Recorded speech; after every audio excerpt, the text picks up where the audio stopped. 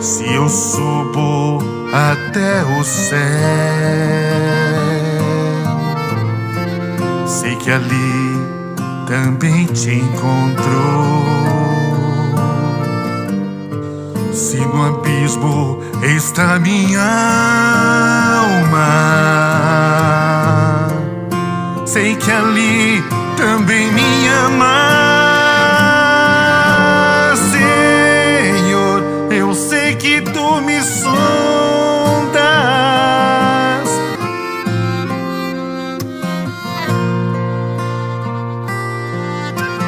A música da banda são as marchas.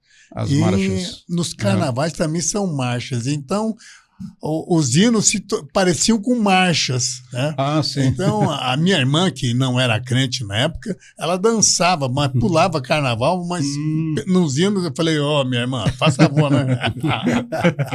Não sabia disso. Ah, é, né? Não sabia disso, né? Por isso que tem muitos hinos da harpa, né? Que geralmente parecem marchas. Não, e aí a gente sempre foi muito criticado, né? Por exemplo, nós somos uma dupla que se assemelha a Zezé de Camargo e Luciano. Exato. E sempre teve aquele, né? Mas na verdade isso aí já vem então de... Assim. Porque a gente não tem como você não como é que se diz? Não tem como você não observar, porque é música, né? Não sofrer influência. Sofrer influência, isso Tipo, aí. o Martinho Lutero, É música né, sertaneja. É. Não tem como alguma coisa não parecer. O ritmo, né? É. A gente coloca a sanfona, cara, vai ficar. Então a gente vem disso aí, ó.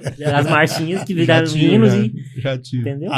Eu queria só concluir. Fica à vontade, pastor. Eu me lembro que então eu peguei essa fase do bolachão, Certo. né, de 78 rotações, depois mudaram para para LP, né?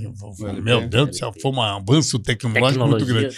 Depois veio os cassetes. E na época dos cassetes foi a glória de Deus para mim, porque eu fiquei conhecido pelos irmãos da época, né?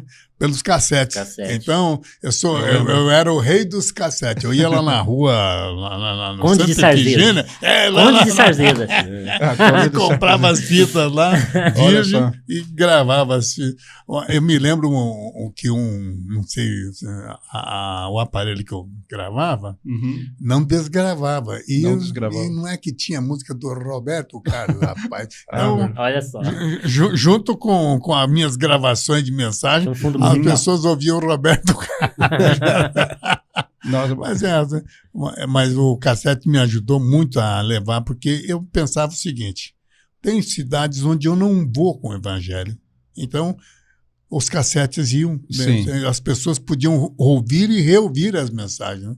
Então, foi uma tecnologia realmente muito eu conheci o senhor através de um cassete. 86, eu acho. Meu falecido pai, faleceu no ano passado, pregador também, né? Pastor Edmundo. Ele tinha um cassete que de um lado era o Abílio Santana. Aí a gente ouvia o Abílio Santana, né? Aquela pregação. A Abílio começou depois de mim. Eu me lembro quando ele era lá de Salvador. Salvador. Então, isso foi lá em Vitória da Conquista, na Bahia. Por causa disso. Aí, do outro lado, era a mensagem... Eu nunca me esqueço, que tinha uma frase que o senhor falava, eu já falei isso pro senhor. Tinha uma frase que o senhor falava nessa pregação, ficou na minha cabeça. E aí, quando o senhor falou aquilo, eu perguntei, mas por que ele fala isso? Porque no meio da mensagem o senhor falava assim, quando esses meus olhinhos apertados contemplarem... Rapaz, aquilo a gente arrepiava.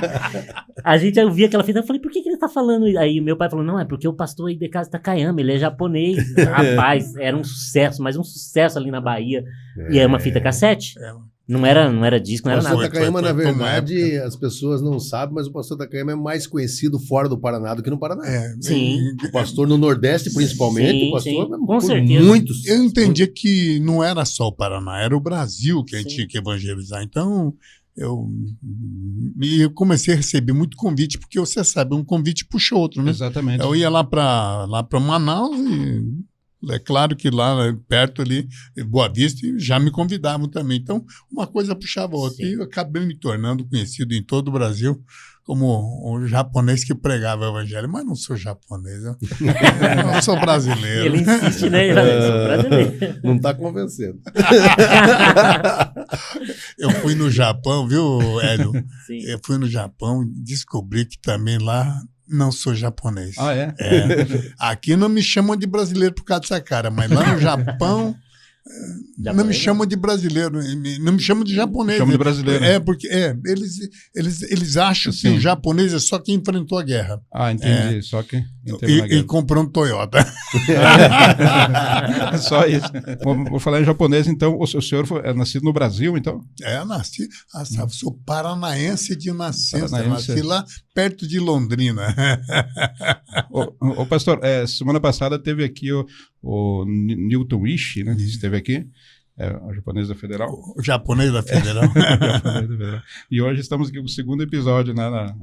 Oriental, né? Eu falei isso no início aqui. Eu ia falar uma coisa, mas não vou. Não. Falem, deixa todo mundo curioso agora. Quando os irmãos têm saudade de mim, eu digo, é só você pegar um japonês ali da esquina, lá, o pasteleiro ou então tintureiro. Normalmente, o japonês antigamente era pasteleiro ou tintureiro. Então, já que o pastor falou, eu vou falar.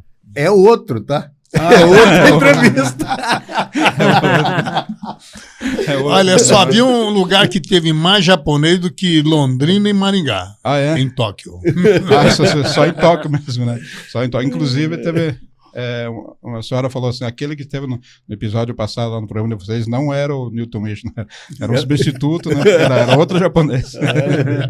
Tá certo. E que nem o senhor Newton Ishii, ele falou assim que um dos motivos que ele ficou bastante destacado ali na época da Lava Jato, né, que aparecia na TV, era o fato de ele ser oriental, né, ser japonês. Foi uma das coisas, claro, né, que chamou a atenção assim, visualmente. O senhor acha assim, que de repente, é claro que além da unção de Deus sobre a sua vida, além do chamado de Deus para a sua vida, para pregar o evangelho, o senhor não acha que uma das coisas também que contribuiu, pelo menos um pouco, foi o fato de o senhor ser um japonês pentecostal na época? Eu conversei com Deus, né? Falei, Jesus, Deus, né? O senhor quer que eu vá para o Japão? Ele disse, não, quero que você fique aqui, porque lá no Japão você vai ser apenas mais um. E aqui no Brasil você vai ser diferente. Então, é interessante que isso me ajudou realmente Claro que foi só o início, né? Mas porque a minha mensagem, assim, eu era muito contundente na pregação. E isso ajudou muito, mas eu não fiz essa contundência como marca registrada. Era uma marca registrada minha, mas é pela minha convicção do Deus a quem eu sirvo.